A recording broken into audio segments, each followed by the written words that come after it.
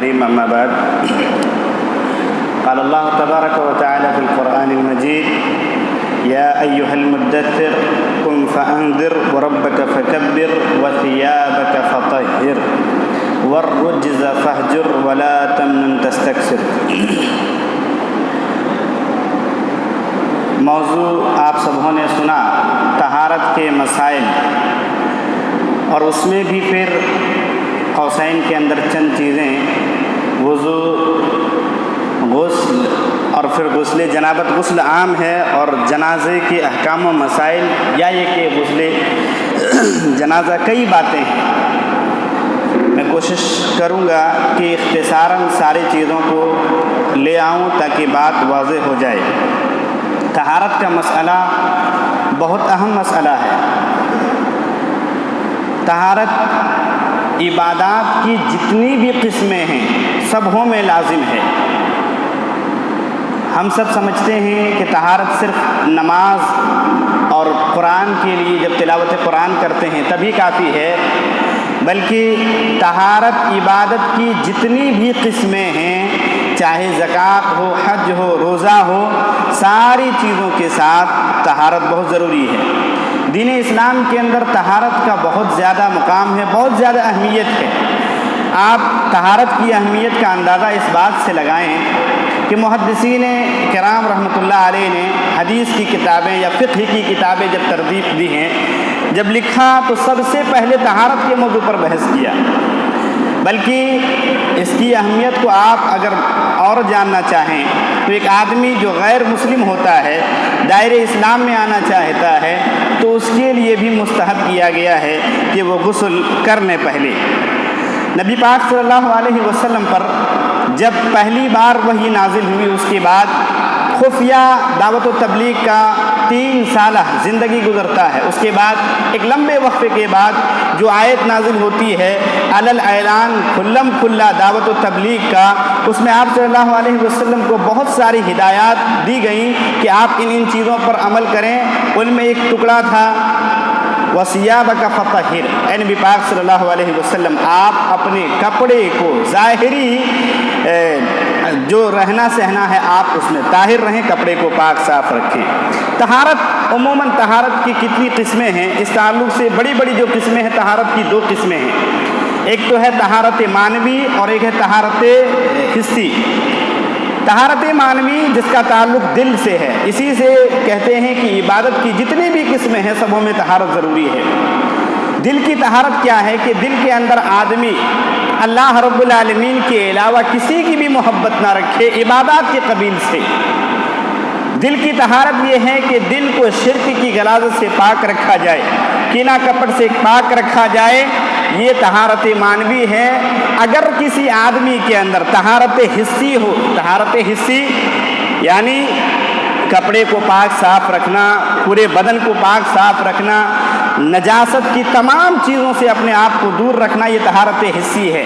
اگر ایک آدمی کے اندر طہارت حسی ہے، پاک صاف رہتا ہے، خوشبو لگاتا ہے، بالوں کو اچھے سے رکھتا ہے، ناخن وغیرہ کو ٹائم پہ کاٹتا ہے، سب کچھ کرتا ہے، لیکن وہ طہارت معنوی سے عاری ہے، طہارت معنوی نام کی چیز اس کے اندر ہے ہی نہیں کوئی، وہ اللہ کی بھی عبادت کرتا ہے، غیروں کی بھی عبادت کرتا ہے، اللہ کی عبادت کے ساتھ بہتوں کو شریک کرتا ہے، تو ایسا آدمی دنیا کی نگاہ میں تو پاک صاف ہو سکتا ہے، اللہ کی نگاہ میں پاک صاف نہیں ہے۔ اللہ کی نگاہ میں پاک صاف وہی آدمی ہے جو ظاہراً تو گندا ہو سکتا ہو لیکن باطناً بالکل پاک صاف رہتا ہو۔ تو دونوں طہارت ضروری ہے، طہارت حسی بھی اور طہارت معنوی بھی دونوں ضروری ہے۔ موضوع بہت لمبا ہے، اس لیے چند چیزیں جو آپ کی عمر کے حساب سے ضروری ہے۔ نجاستوں کے چند اقسام ہیں اور ان سے کس طریقے سے ہم اپنے آپ کو پاک صاف کر سکتے ہیں، ان میں سے چند ایک آپ کے سامنے بیان کرتا ہوں۔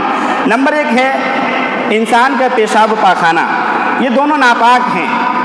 انسان کے پیشاب و پاخانہ یہ دونوں ناپاک ہیں۔ جب بھی کپڑے پر لگ جائے یہ گندی چیز ہے تو آدمی کو فوراً کپڑا وغیرہ دھل لینا چاہیے، لیکن ہماری مائیں یا یہ کہ آپ سب ابھی بچے ہیں، یہ باتیں جب آگے بڑھتی ہیں تو بہت ساری مائیں اور بہت سارے بزرگ حضرات ایک بہانہ کر کے نماز نہیں پڑھتے ہیں، بچے کے پیشاب اور بڑوں کے پیشاب میں بہت فرق ہے، دونوں کے پیشاب میں بہت فرق ہے، لیکن بچپنا جب رہتا ہے، شیر خوار بچہ، دودھ پیتا بچہ اگر کپڑے کے اندر پیشاب کر دیتا ہو، وہ کچھ نہیں کھاتا ہے ماں کے دودھ کے علاوہ، دنیا کی کوئی چیز ابھی وہ نہیں کھا رہا ہے، بوقتی ضرورت بیمار ہوتا ہے، دوائیاں کھاتا ہے، وہ غذا میں سے نہیں ہے۔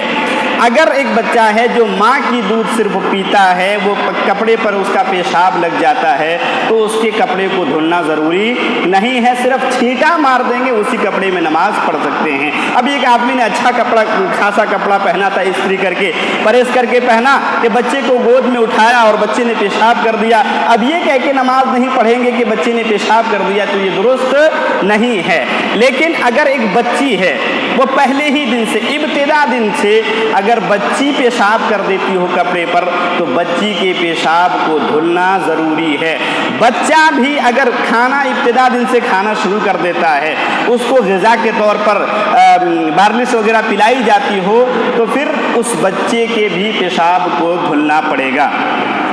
ہم سب باہر چلتے رہتے ہیں، جوتا وغیرہ پہن کر کہیں چلتے ہیں، تو بعض اوقات ہمارے قدموں کے نیچے گندگی آ جاتی ہے، چپل جوتے کے نیچے آدمیوں کے غلیظ چیز یا جانوروں کے غلیظ چیزیں ہمارے چپل کے نیچے آ جاتے ہیں، تو بہت سارے آدمی یہ سوچ کر نماز نہیں پڑھتا ہے کہ میں تو آدمی کے پاخانے پر قدم رکھ چکا تھا، اب میں ناپاک ہو گیا ہوں۔ تو یاد رکھیں، وہ چیز ناپاک ہے، آپ کے چپل کے اوپر لگنے کی وجہ سے آپ ناپاک نہیں ہوئے ہیں۔ کسی کے چپل کے اوپر لگ جاتا ہو، اب اس کے صفائی کا طریقہ کیا ہے؟ صفائی کا طریقہ سمپل سا ہے، آدمی جہاں ہے آگے بڑھ کے زمین پر رگڑ دے، اس کا جوتا چپل جو کچھ بھی ہے سب پاک ہو جاتا ہے۔ اگر آدمی کی طبیعت نہیں چاہتی ہے، آدمی چاہتا نہیں، اچھا نہیں لگ رہا ہے، تو دھلے، اور یہ اچھی بات ہے کہ جا کے چپل وغیرہ، یا تو پیسہ زیادہ ہے وہ ڈائریکٹ پھینک دینا چاہتا تو پھینک دے، لیکن مسئلے کی بات یہ ہے کہ اس کو صرف اگلی زمین پر رگڑ دینے کی وجہ سے وہ چیز پاک ہو جاتا ہے، وہ جوتا قابل استعمال ہو جاتا ہے۔ اسی طریقے سے یہی مسئلہ عورت کے پلو، عورت کے برقع وغیرہ کے ساتھ ہے۔ ان کے برقعے وغیرہ میں جمعہ کی نماز پڑھنے آ رہی تھی، ابھی یہ باتیں چونکہ عورت ہے نہیں یہاں، ایک عورت نماز پڑھنے آ رہی تھی، چونکہ میں باہر رہتا ہوں، ان کے برقعے میں گندگی لگا اور پھر وہ عورت واپس پلٹ کے گھر جانے لگتی ہے، اور جب جانے لگی تو کہا ابھی میں آ رہی تھی تو وہ فلاں بچے کا یا کچھ بھی تھا، گندگی میرے برقعے میں لگ گیا ہے، اب میں مسجد نہیں جا سکتی۔ وہ عورت پلٹ کر جانے لگی تھی، اللہ کا کرنا تھا کہ میں خطبہ دینے بالکل آخری ٹائم پہ نکلتا ہوں، میں ساتھ میں اپنے بال بچوں کو لے کر نکلتا ہوں۔ یہ بات سنا اور اپنی اہلیہ کو کہا، انہوں نے اس عورت کو بتلایا کہ آپ یہاں سے چل کے آگے جائیے، گرد و غبار جو ہیں زمین کے، پاک مٹی آپ کے کپڑے کو پاک کر دیں گی۔ مسئلہ اس عورت کو معلوم، وہ فوراً مسجد آئی، نہیں تو وہ جمعہ کی عظیم خطبہ سے اس دن محروم ہو جاتی، مسئلہ نہیں جاننے کی وجہ سے۔ اسی طریقے سے ایک مسئلہ ہے، برتن وغیرہ ہم جو استعمال کرتے ہیں، بعض اوقات باہر رہ جاتا ہے، یا یہ کہ دروازے گھر کے کھلے رہتے ہیں، کتا وغیرہ اندر داخل ہو جاتا ہے، اور پھر کیا ہوتا ہے، بعض برتنوں پر کتا اپنا منہ ڈال دیتا ہے، تو کیا کریں، ہم اس برتن کو پھینک دیں؟ نہیں پھینکیں گے۔ آپ بہت مالدار ہیں، پیسہ ہے، آپ کو نہیں من کر رہا ہے، آپ کسی کو دے دیں مسئلہ بتاتے ہوئے، لیکن طریقہ کیا ہے اس کا پاک کرنے کا؟ اللہ کے نبی صلی اللہ علیہ وسلم نے فرمایا، حضرت ابو ہریرہ رضی اللہ تعالیٰ عنہ راوی حدیث ہیں، کہتے ہیں آپ صلی اللہ علیہ وسلم نے فرمایا، طہور اناء احدکم اذا ولغ فیہ الکلب ان یغسلہ 7 مرات اولاہن بالتراب، کہ تم میں سے کسی کے برتن میں اگر کتا منہ ڈال دیتا ہو تو اس کو صاف کرنے کا طریقہ یہ ہے کہ اس کو 7 مرتبہ دھلا جائے، پہلی بار اسے مٹی سے دھلا جائے، بعض روایات کے اندر آتا ہے کہ اسے آخری بار مٹی سے دھلا جائے، پہلی یا آخر میں مٹی سے دھلنا ضروری ہے، اور اس کے بعد پھر وہ برتن لائق استعمال ہو جاتا ہے۔ چند چیزیں ایسی ہیں جو بالکل بچے ہیں، لیکن یہ موضوع مجھے دیتے ہوئے کہا گیا تھا کہ ان چیزوں کو بالکل واضح کرنا ضروری ہے۔ اب بالکل بچے ہیں، ان کے سمجھ میں شاید نہ آئے، لیکن جو 15 سال یا 17 سال کی عمر کے ہو گئے ہیں، یا یہ کہ شادی شدہ ہیں، ان کے لیے وہ بہت اہم چیز ہے۔ ہم پیشاب جب کر کے اٹھتے ہیں पेशाब करके उठते हैं, उठते वक्त कुछ छींटे, क्योंकि टाइट कपड़ा पहनते हैं जो कि शरीयत में जायज़ नहीं है, शरीयत के अंदर ढीला ढाला कपड़ा पहनना चाहिए, टाइट कपड़ा पहनने की वजह से कुछ छींटे रह जाते हैं, या ये कि किसी कोई बीमारी होती है दांत की बीमारी, तो उसका बाद डॉक्टर कहते हैं कि यूं ही पेशाब के बाद वदी एक बिल्कुल लेसदार पानी निकल जाता है और गाढ़ा किस्म पानी होता है, तो वो पानी का क्या हुक्म है? वो पानी नापाक है, और जब वो कपड़े पर लग जाता हो तो उसको धुलें, उसके धुलने के बाद आप वज़ू करें। कपड़े पर भी लग जाता, धुल लें, कपड़े को बदलना ज़रूरी नहीं है। इसी तरीके से एक अब मज़ी और मनी, ये दो जवानों के ताल्लुक़ से है और यहीं से असल मौजू शुरू होता है। मज़ी एक पानी है, वदी से भी थोड़ा लेसदार होता है, और ये उमूमन उम्र दराज हज़रात जो बुलूगत की सीढ़ी को पहुंच चुके हैं, शादी हो चुकी है, बीवी से दिल लगी करते हैं और आना है आपको मस्जिद, लेकिन हम हैं कि बहुत सारा कुछ नहीं करना चाहते हैं, दिल लगी करके आते हैं, तो बाज़ औक़ात उस तरह के कतरे निकल जाते हैं। सवाल ये उठता है कि क्या आदमी दोबारा नहाने जाएगा? नहीं, वो नहाने नहीं जाएगा, बल्कि ऐसा आदमी उस जगह को यानी शर्मगाह को धुल लेगा और वज़ू करके मस्जिद पहुँच जाएगा। हज़रत अली रज़ी अल्लाह तआला अन्हु को ये बीमारी थी। हज़रत अली अल्लाह तआला अन्हु कहते हैं कि मैं एक ऐसा आदमी था, रजुलन मज़्ज़ान फकुन्तु अस्तहयु अन असअल नबी सल्लल्लाहु अलैहि वसल्लम, मैं एक ऐसा आदमी था जिसको ये बीमारी लगी थी, वदी वाली बीमारी, लेसदार पानी निकल जाया करता था। नबी सल्लल्लाहु अलैहि वसल्लम की बेटी चूँकि मेरी जौजियत में थी, मैं आप सल्लल्लाहु अलैहि वसल्लम का दामाद था, तो आप सल्लल्लाहु अलैहि वसल्लम से डायरेक्ट ये मसला पूछने में शर्मिंदगी महसूस होती थी। चुनांचे मैं मिक़दाद बिन असवद को कहा कि आप सल्लल्लाहु अलैहि वसल्लम से जाकर आप मसले को पूछें। आप सल्लल्लाहु अलैहि वसल्लम से पूछा गया इशारे किनारे के अंदर कि एक आदमी है जिसको ऐसी बीमारी है, तो क्या करेगा? आप सल्लल्लाहु अलैहि वसल्लम ने कहा, क्या ये अली का सवाल है? क्या ये अली का सवाल है? फिर आप सल्लल्लाहु अलैहि वसल्लम कहते हैं, उनसे कहिए यग़सिलु ज़करहु व यतवद्दउ, कि अपने शर्मगाह को धुल लें और वज़ू कर लें, उन्हें नहाना ज़रूरी नहीं है। लेकिन जब शादी हो जाती है, जनाबत का मसला आता है, मियाँ बीवी आपस में मिलते हैं, जनाबत का मसला आता है, उसके बाद तो नहाना वाजिब है, फ़र्द है, आदमी जब भी इस तरीके से आए। देखिए, जनाबत के मसले के ताल्लुक़ से जानना ज़रूरी है। जुम्बी आदमी पर गुस्ल वाजिब है, जुम्बी आदमी पर गुस्ल वाजिब है। पाक आदमी जो गुस्ल करता है, जैसे हम आप सब अभी पाक हैं, अगर हमें अभी गुस्ल की ज़रूरत पड़ जाती है तो हम जो गुस्ल अभी करेंगे वो तहारत हासिल करने के लिए करेंगे, ज़हन बदन के अंदर सफाई, चुस्ती फुर्ती, फराहत व इंबिसात के लिए हम अभी गुस्ल करेंगे। लेकिन एक आदमी है जो और वो गुस्ल नहीं करता हो, अगर हम में से कोई आदमी गुस्ल नहीं करता है तो कोई मुज़ायके की बात नहीं है। लेकिन जुम्बी आदमी चूँकि वो इबादत का पाबंद है, इबादत करना ही करना है, अब उसको नहाना ज़रूरी है। तो नहाने से पहले चाहे जुम्बी हो चाहे गैर जुम्बी हो, बीवी से मिला हुआ आदमी हो या ऐसे ही कोई बदन की सफाई के लिए नहाना चाहता हो, हर एक के लिए वज़ू करना ज़रूरी है। लेकिन अहले इल्म कहते हैं कि जो गैर जुम्बी आदमी होते हैं, अगर वो वज़ू नहीं करता है तो कोई बुराई नहीं है, लेकिन उसके लिए भी अफजल है कि वज़ू करके ही नहाए। अब ये जानना ज़रूरी है, गुस्ले जनाबत एक ऐसा मौजू है, जब ये मौजू मिला तो मुझे चंद लोगों ने कहा शायद ही उलमा के अलावा या उलमा के सोहबत में जो रहते हों उनके अलावा किसी को मालूम नहीं है कि गुस्ले जनाबत क्या चीज़ है। जाते हैं बाथरूम के अंदर और शावर चालू करते हैं, फ़ौरन नहा लेते हैं। हालांकि उलमा कहते हैं जुम्बी आदमी अगर ऐसे ही नहा कर आ जाता हो तो वो आदमी पाक ही नहीं है, वो आदमी अभी नापाक है। तो उस आदमी के लिए क्या ज़रूरी है? उस आदमी के लिए ज़रूरी है कि सबसे पहले दिल के अंदर नीयत करे। तमाम अमलों का दारो मदार इन्नमल आमालू बिन्नियात, तमाम अमलों का दारो मदार नीयत पर है। सबसे पहले वो आदमी नीयत करे कि गुस्ल ये जो करने जा रहा है किस चीज़ के गुस्ल है, आया ये आम गुस्ल है या ख़ास गुस्ल है, उसके अंदर नीयत होनी चाहिए। फिर वो जब बाथरूम में दाखिल होगा, बाथरूम में दाखिल होने के बाद सबसे पहले دونوں ہاتھوں کو دھلنے کے بعد بائیں ہاتھ سے اپنے شرمگاہ کو اچھے طریقے سے دھلے گا کہ دوبارہ اب دھلنے کی ضرورت نہانے کے درمیان نہ پڑے۔ اس کے بعد اب ایک مسئلہ آتا ہے کہ نہانے سے پہلے یا وضو سے پہلے، وضو کا ایک طریقہ ہے، اب یہاں دیکھیے، وضو سے پہلے بھی نیت ضروری ہے اور غسل سے پہلے بھی نیت ضروری ہے۔ آواز زیادہ ہے کیا؟ آواز زیادہ ہے کیا؟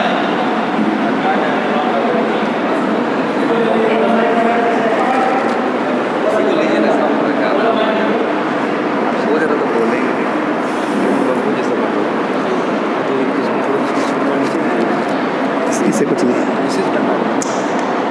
چلیے یہ پہلے ہی بتا دینا چاہیے تھا آپ کو۔ بہرکیف وضو اور غسل یہ دونوں چیزوں میں نیت ضروری ہے۔ وضو میں بھی نیت ضروری ہے اور غسل میں بھی نیت ضروری ہے۔ کیوں ضروری ہے؟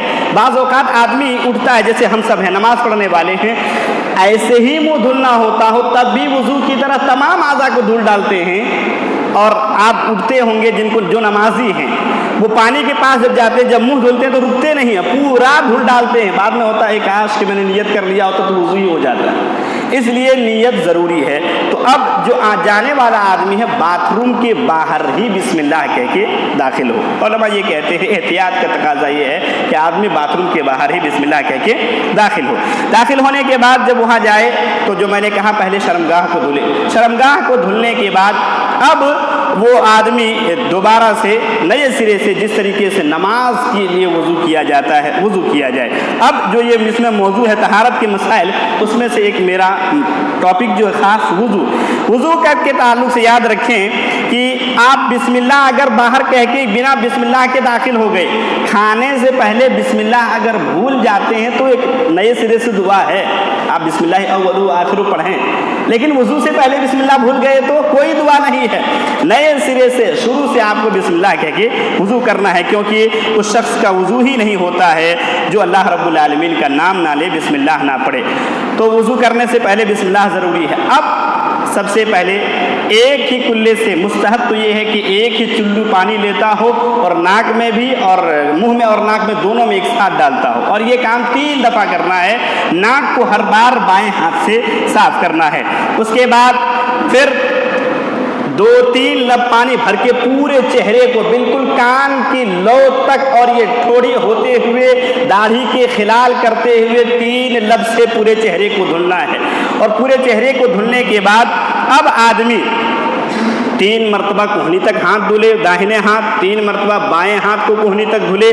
اور یہ چیزیں یاد رکھیں، عبادت وضو کے اندر تمام چیزیں جو ہیں ایک مرتبہ دھلنا تو واجب ہی واجب ہے، فرض ہے، لیکن کلی اور ناک میں جس کو استنشاق کہا جاتا ہے، ناک میں پانی چڑھانا، ناک کو جھاڑنا، کلی کرنا اور ناک میں پانی چڑھانا 3 بار ضروری ہے، باقی تمام چیزوں کو ایک بار آدمی دھلے۔ اس کے بعد پھر اپنے سر کا مسح کرنا ہے، ایک پانی لیے دونوں یہ بڑے بڑے انگلیوں کو ٹچ کریے، سب سے اچھا طریقہ ہے، اور ماتھے پر یہاں سے یہ کانی انگلی بالکل پلکوں پر رکھیے، یہاں سے چوری نہیں۔ بعض حضرات نماز کے لیے جب آتے ہیں وضو کرنے تو بال چونکہ وہ مانگ نکالے ہوئے رہتے ہیں، بال کو خراب نہیں کرنا ہوتا ہے تو سر سے ادھر مار دیتے ہیں اور پھر واپس لے آتے ہیں، جو کہ جائز ہی نہیں ہے۔ مسح اصل ہے کیوں؟ مسح کی حکمت دیکھیں گے تو سر کے اندر جو دھول یا گرد ہو وہ صاف ہو جائے، اور نبی کا طریقہ اس لیے کرنا ضروری ہے۔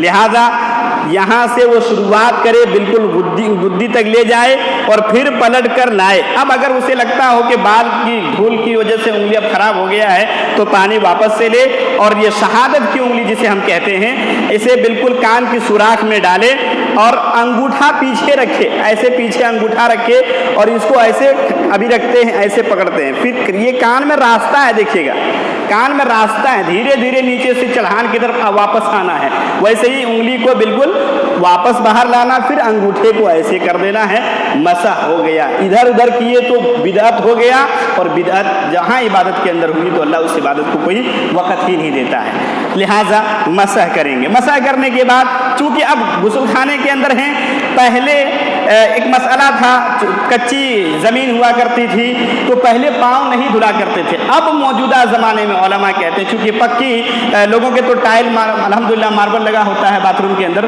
تو چاہے تو شروع ہی میں پاؤں میں پانی ڈال دے. بعض علماء کہتے ہیں اب بھی اسی پر عمل کرے.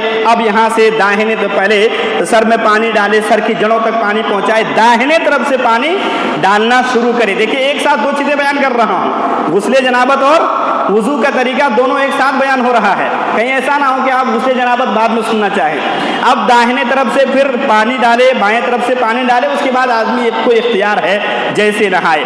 لیکن اس درمیان شرمگاہ پر ہاتھ نہیں لگانا ہے. اگر لگ جاتا ہے تو آپ اس وضو سے نماز نہیں پڑھ سکتے ہیں، آپ کو باہر آ کر دوبارہ سے وضو کرنا پڑے گا. اور اگر آپ نے شرمگاہ کو نہیں چھوا ہے ایک ہی وضو سے، جیسے فجر میں کبھی کبھار شادی شدہ حضرات کو ہوتا ہے کہ اب ٹائم بہت کم ہے، وہ اسی نیت کے ساتھ گھستے ہی ہیں کہ اب نہا کے نکلیں گے، ڈائریکٹ وہاں سے کپڑا وپڑا پہن کے مسجد پہنچیں گے، تو ایسے آدمی کو نئے سرے سے وضو کرنے کی ضرورت نہیں ہے. وضو سے باہر جیسے ہی نکلتے ہیں، باتھ روم سے باہر نکلے، وضو کے بعد کی مسنون دعا پڑھیں. اور وہ دعا کیا ہے؟ اشہد ان لا الہ الا اللہ واشہد ان محمدا عبدہ ورسولہ اللہم اجعلنی من التوابین واجعلنی من المتطہرین. اس دعا کو جو آدمی پڑھتا ہے وضو کے بعد، اس کے لیے جنت واجب کر دی جاتی ہے. تو یہ دعا پڑھنا بہت اہمیت کے حامل ہے اور فضیلت بہت زیادہ ہے. ایک چیز جو بہت اہم ہے جو میں نے اب تک چھوڑا ہوا ہے، وہ ایک عام ہی موضوع تھا. وہ کیا ہے کہ وضو سے پہلے عموماً مسواک ہمارے یہاں الگ سے مجھے بیان کرنا تھا، چھوڑ دیا گیا ہے. یہاں آپ لوگ کل جب پہنچے تو سبوں کو ایک ایک مسواک دیا گیا ہے. یہ صرف اس لیے کہ بہت ساری سنتیں ایسے ہیں جو متروک ہوتی جا رہی ہیں، بلکہ مار دی گئی ہیں بہت ساری سنتیں. انہی میں سے ایک سنت مسواک کا چھوڑ دینا ہے.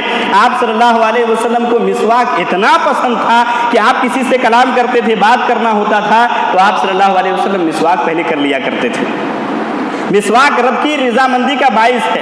مسواک آپ کو اتنا پسند تھا کہ آپ مرض الموت کے دنوں میں آپ ہیں، بیمار ہیں، سخت بیمار ہیں، آپ کی زبان نہیں چل رہی ہے، ایسے موقع پر بھی آپ صلی اللہ علیہ وسلم اشارہ کرتے ہیں کہ مجھے مسواک کی حاجت ہے. حضرت عائشہ رضی اللہ عنہا چبا کر مسواک دیتی ہیں، آپ صلی اللہ علیہ وسلم مسواک کرتے ہیں. اور ایک وضو حدیث ہے آپ صلی اللہ علیہ وسلم کی، حضرت ابو ہریرہ رضی اللہ تعالیٰ عنہ راوی حدیث سے کہتے ہیں لولا ان اشق علی امتی لامرتهم بالسواک عند کل صلاۃ. اور صحیح بخاری کی میں تعلیقاً یہ لفظ مذکور ہے مع کل وضوء. آپ صلی اللہ علیہ وسلم کہتے ہیں میری خواہش اور تمنا تو یہ ہے کہ اگر لوگوں پر یہ عمل مشکل کا باعث نہ بن جائے، لوگوں پر پریشانی کا ذریعہ نہ بن جائے، یہ ڈر لگتا ہے کہ کئی لوگ اس کو مشکل نہ سمجھنے لگے، میری تو خواہش تھی کہ ہر وضو کے ساتھ، ہر نماز کے ساتھ مسواک کریں. یہاں تو عموماً نہیں، لیکن میں جہاں تک جانتا ہوں مہاراشٹر میں 4 سال رہا، ادھر چونکہ عرب سے بہت لوگوں کا تعلق ہے تو وہ لوگ جیبوں کے اندر مسواک رکھتے ہیں. عرب کا کیا ماحول ہوگا، جب تکبیر ہوتی رہتی ہے مسواک کر لیتے ہیں، پھر جیب میں ڈال دیتے ہیں، پھر نماز پڑھنا شروع کر دیتے ہیں. تو مسواک کرنا چاہیے وضو سے پہلے. اب موضوع جو ہمارا تھا طہارت کے مسائل، اس میں سے ہم الحمدللہ 2 مسئلے اب تک ختم کر چکے ہیں. جنبی کے آدمی کے لیے چند مسائل ہیں جن کو جاننا ضروری ہے، لیکن وقت کی تندامنی مجھے 5:15 بجے سے بلکہ 5:05 سے پہلے ختم کرنا ہے.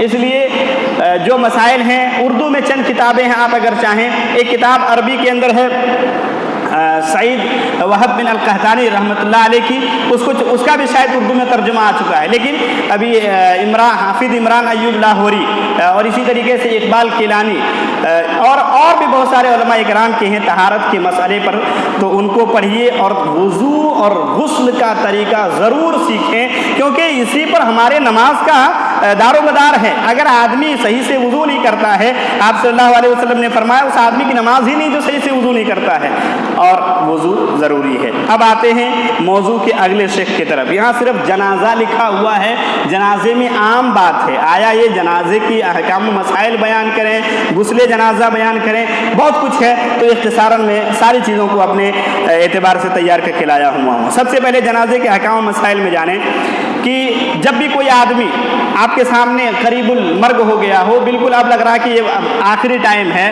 ابھی گرگرا چالو نہیں ہوا ہے، ابھی گرگرا चालू नहीं हुआ, एक तरफ से सांस चालू नहीं हो गया है, बोल ले रहा है, होश व हवास अभी बाकी है, तो ऐसे आदमी के सामने ला इलाहा इल्लल्लाह पढ़ा करें, कलमा तौहीद पढ़ा करें, कलमा तैयबा पढ़ा करें। आप सल्लल्लाहु अलैहि वसल्लम का फरमान है लक़िनु मौताकुम ला इलाहा इल्लल्लाह, अपने मुर्दों को, मैयतों को, यानी अभी जिंदा है तभी, मर जाने के बाद उसको तलक़ीन की क्या ज़रूरत है, उनको कलमा पढ़ाएं। अब यहाँ एक मसला है, कलमा पढ़ाएं क्या उनको पढ़ने के लिए कहेंगे? उलमा कहते हैं पढ़ने के लिए नहीं कहेंगे उनको। हो सकता है मौत की कैफियत बहुत भयानक है, मौत बहुत दर्द और तकलीफ के साथ आती है, बड़े बड़े मुत्तकी लोग परेशान होते हैं मौत के आलम में, तो हमाशुमा की क्या बात है। ऐसे मौके पर कलमा पढ़ने नहीं कहेंगे, बल्कि मौजूद लोगों को चाहिए कि सिर्फ आलिम हजरात जो जानता हो दीन की बात उन्हीं को आस पास रखे, गैर ज़रूरी लोगों को बाहर कर दें। आखिरी टाइम पे वसीयत की अब कोई बात ही नहीं रहती है, और सब कलमा अपने ज़ुबान से पढ़ा करें। सुफियान सौरी रहमतुल्लाह अलैह के ताल्लुक से एक वाक़या आता है, लेकिन उसको अभी छोड़ते हैं धर के। तो कलमा आदमी को चाहिए, कलमा चाहिए कि पढ़ाए किसी भी तरीके से। आप सल्लल्लाहु अलैहि वसल्लम ने कलमा आखिरी वक्त में पढ़ने की बहुत फजीलत बयान की है। आप सल्लल्लाहु अलैहि वसल्लम ने फरमाया मन कान आखिरु कलामी ला इलाहा इल्लल्लाह दखल जन्नह, जो आदमी ला इलाहा इल्लल्लाह पर मरता है, आखिरी कलिमात जो जुबान से निकलते हैं ला इलाहा इल्लल्लाह, तो ऐसा आदमी जन्नत में जाने वाला है। बल्कि एक दूसरे रिवायत में है मम्माता व हुवा यअलमु अन्नहु ला इलाहा इल्लल्लाह दखल जन्नह, जो जानता है कि अल्लाह के अलावा कोई इबादत के लायक नहीं, तो ऐसा आदमी जन्नत में जाने वाला होगा। तो इस बात को याद रखें कि कलमा आप सब पढ़ें ताकि वो भी सुनते सुनते पढ़ लें। और अगर बहुत ज़्यादा होश हवास में बिल्कुल हसास बसास है अभी, तो ऐसे वक्त में तो पता ही नहीं चलता है कि मरने वाला है कि नहीं, तो खुद आदमी को हमेशा इसीलिए हमेशा कलिमात पढ़ते रहना चाहिए। अब आदमी अगर मर जाता है, मैयत के मसाइल, जनाजे के मसाइल क्या क्या है। मरने के बाद जब भी किसी की मौत का यकीन हो जाए कि ये आदमी अब बिल्कुल मर चुका है, यकीन हो जाए, तो सबसे पहले उनकी आंखें बंद कर दी जाए। जब मरता है आदमी तो आंखें फटी की पटी रह जाती हैं। बीमार आदमी है, हॉस्पिटल के अंदर है, मरने से पहले उसकी आंखें बंद रहती हैं। जैसे ही आंख खुल गई हो और कुछ हरकत नहीं कर रहा हो, यकीन कर लिए कि वो आदमी मर चुका है। फिर भी नब्ज वगैरह चेक करके देख लें, लेकिन वो आदमी मर चुका होता है। क्यों? क्योंकि आप सल्लल्लाहु अलैहि वसल्लम ने फरमाया, अबू सईद खुदरी रज़ियल्लाहु ताला अन्हु रावी हदीस हैं कि अपने मुर्दों की आंखों को बंद कर दिया करो, इसलिए कि उनकी आंखें अपने रूहों का पीछा करती हैं। इसीलिए आजकल के मुस्लिम डॉक्टर कहते हैं, जिनको इस हदीस का इल्म है, कि अगर कोई आदमी मर चुका हो और आधे घंटे के अंदर अंदर उसकी आंख निकाल कर किसी को लगा दिया जाए तो उसकी बीनाई बाकी रहेगी। बैरकैफी हदीस पर मुकम्मल हमें यकीन है। जब कोई आदमी मर जाता हो तो आंख बंद कर दें। उसके बाद मसनून ये है कि उसको किसी कपड़े से ढक दिया जाए। आप सल्लल्लाहु अलैहि वसल्लम के ताल्लुक से हज़रत आयशा रज़ियल्लाहु अन्हा फरमाती हैं कि आप सल्लल्लाहु अलैहि वसल्लम जब इंतकाल कर गए तो आपको धारीदार चादर के अंदर ढाप दिया गया था, छिपा दिया गया था। फिर जब अब जनाजे के अंदर जल्दी होनी चाहिए। अब यहाँ सब कुछ हो चुका है, मौत हो चुकी है, आंख बंद कर दिए हैं, कपड़े से ढांप दिए हैं, रोना धोना बिल्कुल नहीं करना है उनके सामने। कोई आदमी आता है तो अदबन और एहतरामन बोसे का सिर्फ कपड़ा हटा के पेशानी का बोसा दे सकता है। मैयत के कफन दफन में जल्दी करनी चाहिए, इसलिए कि हज़रत अबू हुरैरा रज़ियल्लाहु ताला अन्हु रावी हदीस हैं, आप सल्लल्लाहु अलैहि वसल्लम ने फरमाया अस्रिउ बिल जनाजा फ़इन तकु सालिहा फ़खैरुन तुक़द्दिमूनहा। तुम जनाजे के मामले में, जनाजे की नमाज, तजहीज़ व तकफीन में जल्दी का मामला किया करो, इसलिए कि अगर तुमने अपने पास रखा हुआ है एक अच्छा आदमी है तो उसे तुम उसके खैर से दूर कर रखे हो, और अगर बुरा आदमी है तो बहुत बुरी चीज़ कंधे के अंदर उठाए फिरते हो, लिहाजा जल्दी करना चाहिए। अब जल्दी करने में सबसे पहली चीज़ क्या आती है? मैयत को गुस्ल देना। मैयत को, अब अगर यही मौजू का इशारा था तो मौजू की तरफ आते हैं। मैयत को गुस्ल देना, मैयत को गुस्ल कौन देगा, ये सवाल उठता है। उमूमन बस्तियों के अंदर मैंने देखा, यहाँ का अब तक तो किसी मैयत के गुस्ल देने का तरीका पूछा भी नहीं, गया भी नहीं हूँ अब तक। मैयत उमूमन चंद लोग देते हैं, गिने चुने लोग देते हैं, उनको गुस्ल देते हैं मैयत को। लेकिन हज़रत आयशा रज़ियल्लाहु अन्हा से मरवी रिवायत से पता चलता है, सल्लल्लाहु अलैहि वसल्लम फरमाते हैं ली अलीहि अक़रबकुम इन कान यअलमु फ़इन कान ला यअलम फ़मन तरौना इंदहु हज़्ज़म मिन वरइन व अमाना। गुस्ल देने का सबसे ज़्यादा हकदार मुर्दा आदमी के करीबी लोगों के, سب سے زیادہ حقدار، اے بچے، غسل دینے کے سب سے زیادہ حقدار مردہ آدمی کے رشتہ دار لوگ ہیں، وہ ان کو غسل دیں گے۔ اب ان میں سب سے قریب کون ہوتے ہیں؟ میاں کے لیے بیوی، بیوی کے لیے میاں۔ اس لیے آپ صلی اللہ علیہ وسلم نے حضرت عائشہ رضی اللہ عنہا سے فرمایا تھا، اے عائشہ اگر تم مجھ سے پہلے انتقال کرتی ہو تو میں تمہیں غسل دوں گا۔ اسماء بنت امیس رضی اللہ عنہا نے ابو بکر صدیق رضی اللہ تعالیٰ عنہ کو غسل دیا تھا۔ حضرت فاطمہ رضی اللہ عنہا نے حضرت علی رضی اللہ عنہ کو وصیت کیا تھا کہ آپ مجھے غسل دیں۔ یہ ثبوت ہے اور یہ افضل ہے کہ میاں اپنے بیوی کو غسل دے، شوہر اپنے بیوی کو، دونوں آپس میں۔ اگر اب مسئلہ آتا ہے تو غسل کون دے؟ سب سے پہلے وہ دے، لیکن اس میں بھی ایک سوال ہے کہ اسے غسل جنازہ کا طریقہ معلوم ہو، کیونکہ روایت کے اندر کیا ہے؟ ان کان یعلم، اگر وہ جانتا ہے تو غسل دے گا، اگر وہ غسل دینے کا طریقہ نہیں جانتا ہے تو بستی کے اندر وہ تقویٰ شعار ہیں جس پر آدمی یقین کر سکتا ہے کہ عیب کی پردہ پوشی کرے گا تو ایسے آدمی کو غسل کے لیے آگے کریں گے۔ غسل دینے کی بہت زیادہ فضیلت ہے۔ آپ صلی اللہ علیہ وسلم نے فرمایا، من غسل مسلما فکتم علیہ غفر اللہ لہ 40 مرہ۔ مستدرک حاکم کی حدیث ہے کہ جو آدمی کسی میت کو غسل دیتا ہے اور اس میں جو عیوب ظاہر ہوتے ہیں چھپا لیتا ہے تو اللہ اس کے 40 بڑے بڑے گناہوں کو معاف فرما دیتا ہے۔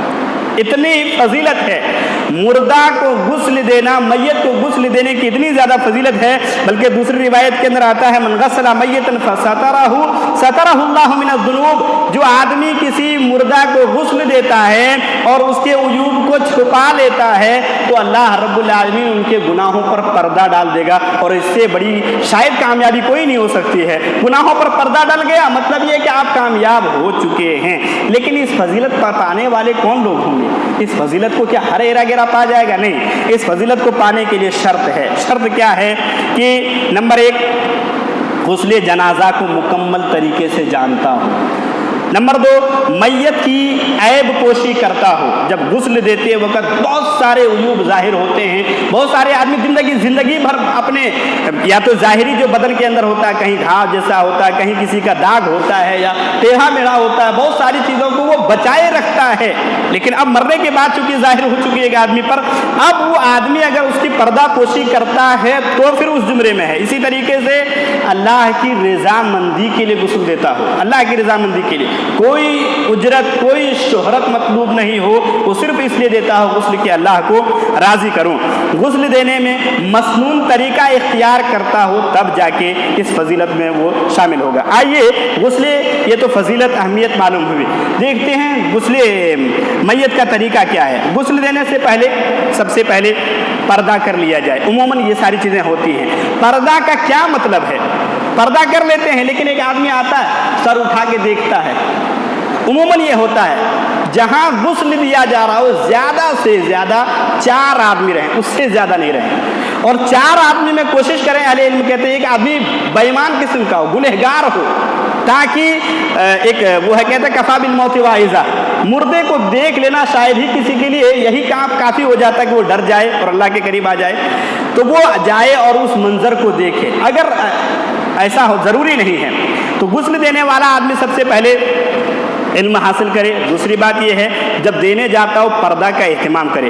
پردہ ہو جانے کے بعد ضروری چیزوں میں یہ ہے کہ وہ پانی کے لیے 2 برتنوں کا کہ وہ کیا کہتے ہیں ضرورت اس کو ہوتی ہے، اس لیے اس کو سامنے رکھے۔ ایسا نہیں کہ ٹونٹی ہے تو فلاں ہے، کیونکہ آپ صلی اللہ علیہ وسلم نے فرمایا اغسلوہ بماء وسدر، یہ ان لوگوں کے تعلق سے جو احرام کی حالت میں گر کر شہید ہو گئے تھے، آپ نے کہا تھا بیری کے پتوں سے انہیں غسل دو۔ اور ایک حدیث کے اندر ہے جن میں ام عطیہ رضی اللہ تعالیٰ عنہا راویہ ہیں، کہتی ہیں کہ آپ صلی اللہ علیہ وسلم کی بیٹی آپ صلی اللہ علیہ وسلم کی بیٹی زینب بنت محمد کو میں غسل ہم سب دے رہے تھے کہ اتنے میں آپ صلی اللہ علیہ وسلم آتے ہیں اور کہتے ہیں کہ 3 مرتبہ نہلاؤ، 5 مرتبہ نہلاؤ، اور اکثر من ذالک، کیا اگر اس سے بھی زیادہ حاجت ہوتی ہے تو اس سے بھی زیادہ مرتبہ غسل دو، لیکن یاد رکھو کہ وَجْعَلْنَا فِي الْآخِرَةِ کافورا، آخر میں کافور ڈالا کرو. لہذا 2 برتن کا ضرور اہتمام کریں، ایک میں بیری کے پتے ابال کر رکھے جائیں اور دوسرے کے اندر کافور رکھا جائے. اس دونوں کے تعلق سے بیری کے پتے چونکہ گندگی کو زیادہ جلدی سے ختم کرتے ہیں. آج جبکہ اب گندگی کو دور کرنے کے بہت سارے طریقے ہو چکے ہیں، الگ الگ صابن آ چکے ہیں ہمارے پاس، تو کیا ضروری ہے؟ ہاں، سنت پر عمل کرنے کے لیے ضروری ہے، اور صابن وغیرہ شیمپو وغیرہ بھی آپ استعمال کر سکتے ہیں. اسی طریقے سے کافور تو ضروری ہے. کافور کے اندر ایک تاثیر یہ رکھی گئی ہے کہ جہاں کافور لگایا جاتا ہے کیڑے وغیرہ آس پاس نہیں آتے ہیں جلدی سے، لہذا یہ کر لیا جائے. اب یہ چیزیں ہو جانے کے بعد میت کو 4 پائی پر لیٹائیں. اس موضوع کے لیے تو عیدگاہ اور قبرستان کمیٹی دونوں کو آنا چاہیے تھا. 4 پائی پر میت کو لٹا دیتے ہیں، پردہ ہو چکا، پانی کا انتظام ہو چکا ہوتا ہے. اب سب سے پہلے جو میت ہے اس کے جو ظاہری گندگی ہے، اہل علم کہتے ہیں اگر ناخن بڑا ہوا ہے تو ناخن کاٹ دیں، مونچھیں اگر بڑی ہوئی ہے تو مونچھیں کاٹ دیں. جو گندگی صاف کرنے کی چیزیں ہیں جو ظاہراً کر سکتے ہیں کر لیں. اس کے بعد میت کے اوپر، میت کو ایک کھاٹ پر سلاتے ہیں 4 پائی پر، میت کو ایک بڑے چادر سے کپڑے سے ڈھک دیں. اس کے بعد اس کے کپڑے اتارے جائیں اور اتارنے میں بے پردگی نہ ہو، اس انداز سے کپڑا اتاریں کہ اس کا سطر نہ کھلے. میت گرچہ میت ہے لیکن ابھی بھی ان کی عزت باقی ہے، بحیثیت انسان کے ابھی بھی، اور ایک گھر کے فرد کے ان کی ابھی عزت باقی ہے، لہذا پردہ ان کا باقی رہے. تو اندر کپڑے کھولے جائیں. اگر بہت ٹائٹ ہے، علماء کہتے ہیں کینچی کا استعمال کرنا پڑ جائے تو کینچی کا استعمال کر کے وہ سارے کپڑے کاٹ دیے جائیں. اس کے بعد یہ سارے گندگی صاف ہو جانے کے بعد اب اگلا جو مسئلہ آتا ہے وہ ہے کہ میت کو ظاہری گندگی صاف کرنے کے بعد، کپڑا اتار دینے کے بعد اب بڑے احسن انداز سے میت کو اٹھائیں گے اور ان کو سیدھا کر کے بٹھائیں گے. تھوڑا کوشش کریں گے، لیکن ایک حدیث کے اندر آپ صلی اللہ علیہ وسلم نے فرمایا کہ اپنے مردوں کی ہڈی کو توڑنا گویا زندوں کی ہڈی کو توڑنا ہے. لہذا اچھے انداز سے ان کو بٹھانے کی کوشش کریں گے تاکہ پیٹ کے اندر جو گندگی ہے وہ باہر نکل جائے. اور یہ باہر نکالنے میں جتنی دیر لگے کوشش ہونی چاہیے. لیکن اچھا، ناک وغیرہ بھی پہلے ہی صاف کر دیا جائے گا، ناک منہ وغیرہ جو بھی صاف کرنا ہو. ابھی وضو نہیں کر رہے ہیں، اس کو وضو کرانا ہے. یہ سارا کچھ کرنے کے بعد آپ صلی اللہ علیہ وسلم نے فرمایا کہ ایک آدمی کو نہلایا جاتا ہے اس طریقے سے، لیکن گندگی جاری ہے تو روئی اور کپڑے وغیرہ کا استعمال ناک میں کر لیا جائے، یعنی بند کر دیا جائے، اور سورین کے پاس بھی روئی وغیرہ رکھ دیا جائے تاکہ گندگی باہر نہ نکلے. علماء یہاں تک کہتے ہیں کہ اگر ان کے بال زیر ناف کے بڑے ہوں یا بغل کے بال ہوں تو انہیں بھی اگر صاف کرنے کی طاقت اس موقع پر کوئی آدمی رکھتا ہو تو اس پر بھی عمل کرنے کی کوشش کرنی چاہیے. اب سب کچھ ہو چکا ہے، اب ان کو صاف بھی کر دیا گیا ہے. اب میت کو اصل جو غسل ہے وہ غسل دینا ہے. اور وہ غسل کیا ہے کہ میت کے دونوں ہاتھوں کو پکڑا جائے گا، اور جس طرح ہم وضو کے اندر دھلتے ہیں ویسے میت کے دونوں ہاتھوں کو یہاں تک دھلا جائے گا. اس کے بعد پھر میت کے اب ہاتھ کو ایسے رکھ دیا جائے گا سینے کے پاس. اس کے بعد صرف مسح کیا جائے گا، کلا تو وہ کرے گا نہیں ہے چونکہ مر چکا ہے، لہذا صرف مسح کر دیا جائے گا. اشارہ جس طرح طہارت کا شعور باقی رکھنے کے لیے اسلام نے تیمم کا حکم دیا ہے، ویسے ہی وضو کے فرائض کو باقی رکھنے کے لیے اب وہاں مسح کرنا ہے. اور وہ ناک کے اندر بھی صرف مسح کرنا ہے، پانی وغیرہ نہیں ڈالنا ہے. پھر چہرے کو دھلنا ہے اور تمام جس طرح وضو کیے جاتے ہیں ویسے وضو کر دینا ہے. اب اس کے بعد مسح کا بھی مسئلہ علماء کہتے ہیں مسح بھی کیا جائے گا. اگر خاتون ہے تو خاتون کے بالوں کو کھولا جائے گا 3 چوٹی بنا کر. اب اس کے بعد پاؤں دھل دیا جائے گا. مکمل وضو ہونے کے بعد اب انہیں نہلانا ہے. تو سب سے پہلے جو جس کھاٹ میں سلایا ہوا رہیں گے تو میت کو بائیں کروٹ پہ یعنی ادھر سے اٹھائیں گے اور یہ اوپر ہو جائے گا دائیں طرف سے. وضو کے بعد سب سے پہلے سر دھلیں گے، سر اور داڑھی دھلیں گے اچھے طریقے. سر اور داڑھی جب دھل چکے ہوں گے تو بدن کی طرف آئیں گے، اور بدن دھلتے وقت پہلے داہنے طرف سے شروعات کریں گے، پھر بائیں طرف سے شروعات کریں گے. اور اس درمیان جتنے پانی بہانے کی ضرورت پیش آئے. ایک علماء ایک کسی کا قول پڑھا تھا اور بہت بہترین قول کہ زندہ آدمی جب نہاتا ہے تو شریعت کا حکم ہے کہ کم سے کم پانی میں نہائے.